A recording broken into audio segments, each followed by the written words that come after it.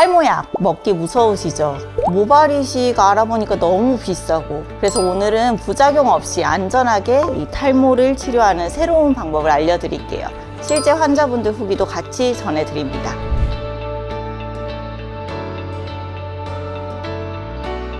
안녕하세요. 탈모의 진심인 박신혜 원장입니다. 탈모의 원인, 유전만이 전부는 아닙니다. 그래서 많은 분들이 우리 집안이 전부 다 탈모라서 이렇게 하고 포기하시는데 진짜 그럴까요? 탈모 유전자는 아버지뿐만 아니고 엄마, 특히 외할아버지 쪽에서도 와요. 제가 진료한 환자 중에 아빠, 형, 동생 전부 30대부터 탈모인데 본인은 50대까지 풍성한 머리를 유지하는 분이 계십니다. 비결은 20대부터 이분은 꾸준하게 두피를 계속 관리를 하셨어요. 현대인은 탈모 위험이 옛날보다 더 높거든요. 요즘 이렇게 탈모가 급증하는 이유가 뭘까요? 첫 번째로 만성 스트레스입니다. 이 스트레스를 받으면 코티솔 호르몬이 나와서 머리카락이 한꺼번에 쑥 하고 빠집니다. 그리고 두 번째, 두피 환경의 악화입니다. 이 미세먼지도 진짜 요즘 많고요. 이 머리 스타일링을 하면서 쓰는 헤어 왁스, 그리고 염색을 자주 하는 이런 환경으로 두피가 숨을 못 쉬고 있을 때 탈모가 많이 생깁니다. 그리고 세 번째, 불규칙한 생활. 이 밤늦게 치킨 먹고 새벽까지 넷플릭스 보고 성장 호르몬이 나와야 될 시간에 잠을 안 자고 노니까 이 머리카락도 안 자라는 거죠. 그런데 탈모약 정말 안전할까요? 우리 프로페시아로 많이 알려져 있는 피나스테리드라고 하는 성분이 있죠. 이 성분은 DHT라는 탈모 호르몬을 막아요. 그런데 이건 효과는 진짜 확실해요. 그럼 90%가 탈모 진행을 멈춰준다고 하거든요. 그런데 문제는 부작용입니다. 성기능 장애가 2에서 3% 발생하는데 2, 3% 정도면 확률이 낮아 보이지만 이게 나한테 생기면 나한테 100%잖아요. 더 심각한 건 약을 끊어도 부작용이 계속되는 포스트 피나스테리드 증후군이라고 하는 병도 있다는 거예요. 그래서 피나스테리드 먹고 나서 약간 우울하거나 약간 조금 멍해지거나 하는 인지기능 저하까지 올 수가 있다고 합니다. 여자분들은 절대 드시면 안 됩니다. 임신 중일 때는 이걸 만지는 것만으로도 피부에 흡수돼서 남자 태아한테 기형을 유발할 수 있습니다. 그리고 미녹시딜이라고 하는 약이 있죠.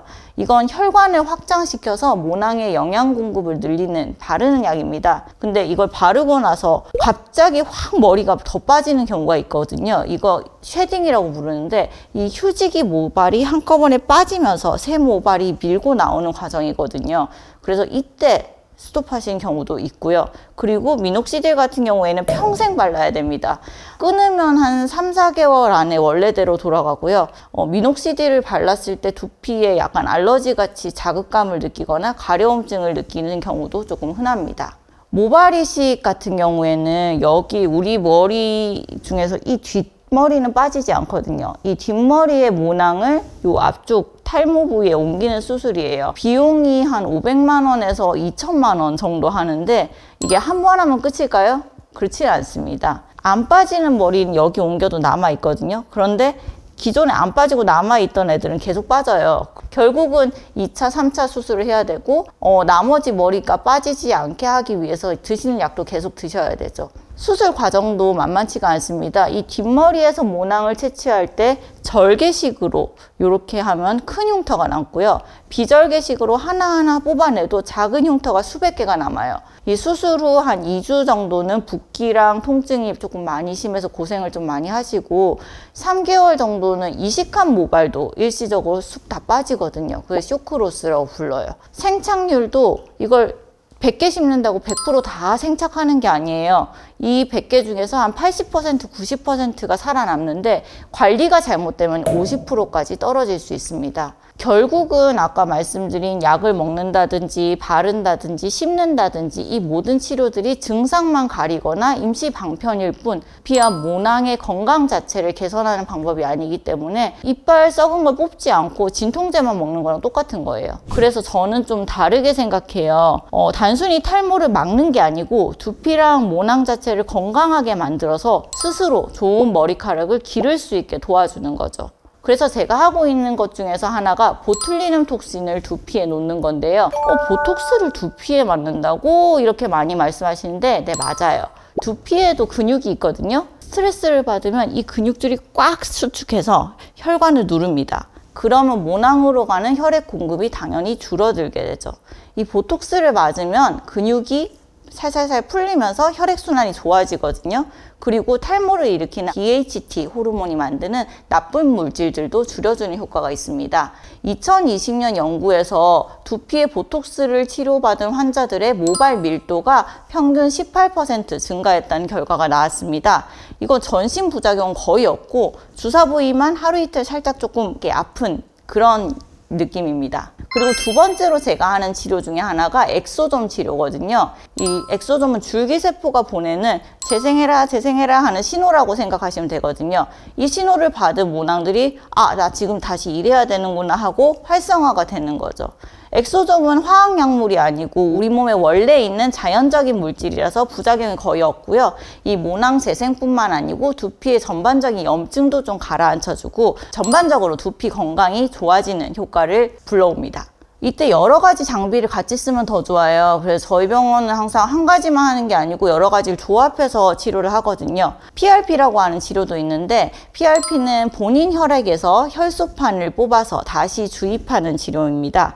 이 혈소판 안에 아까 얘기한 엑소솜이나 뭐 이런 거 같은 성장인자들이 들어있거든요. 그래서 이걸 주사하게 되면 모낭도 재생되고 피부도 좋아지고 본인 피를 쓰니까 거부 반응도 걱정이 없고요. 그리고 여기에 플러스 알파로 들어가는 게 저출력 레이저입니다. 저출력 레이저는 세포를 활성화시켜서 모발이 더 잘 자라게 도와줍니다. 아프지도 않고 부작용도 전혀 없어요. 이건 집에서도 쓰실 수 있는 것들이고 이런 것들을 하나씩만 하는 것보다 적절히 다 섞어가지고 하면 효과가 훨씬 더 좋아지게 되죠. 집에서 할 수 있는 탈모 예방법을 몇 가지 좀 알려드릴게요. 스트레스 관리가 1순위입니다. 하루 30분 정도 가볍게 운동해주고 밤 10시에서 새벽 2시 사이에 꼭 잠을 잘 자는 거. 이 시간이 성장 호르몬 분비가 골든타임이거든요. 그리고 올바른 두피 관리가 중요합니다. 매일 미지근한 물로 샴푸를 하시고 이 손가락 끝으로 부드럽게 마사지를 해주세요.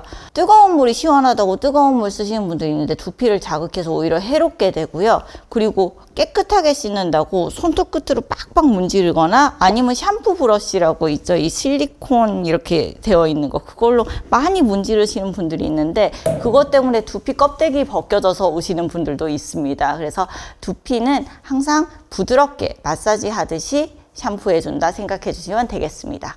네, 탈모는 단순히 외모만의 문제가 아니고 이 자신감과 바로 연결되죠. 이게 유전이라도 그리고 이미 내가 진행이 되고 있어도 지금 포기하실 때는 아닙니다. 방법은 많아요. 저희 집에도 탈모 환자가 있는데요. 저희 남편인데 결혼할 때 결혼사진 보면 지금보다 머리가 더 없어요. 그때 20대였음에도 불구하고 머리가 여기가 되게 많이 올라갔어요. 그래서 한 10년 정도 탈모 약을 먹었거든요. 그런데 탈모 약을 오래 먹다 보니까 사람이 되게 조금 더 예민해지고 사람이 좀 여성스러워져서 좀 자주 싸우게 되고 저랑 좀 안 맞아서 일단 탈모약을 끊게 하고 우리가 주사 치료를 시작을 했더니 성격도 조금 좋아지고 조금 덜 싸우게 되고 그리고 머리카락도 잘 유지가 되고 있습니다. 저는 무조건 비싼 치료를 처음부터 하라고 권하지는 않거든요. 환자분 상태와 예산을 고려해서 가장 맞는 치료를 찾아드립니다. 혹시 탈모 고민 있으시면 혼자 끙끙 고민하지 마시고 상담받아 보세요. 생각보다 해결책이 많이 있거든요.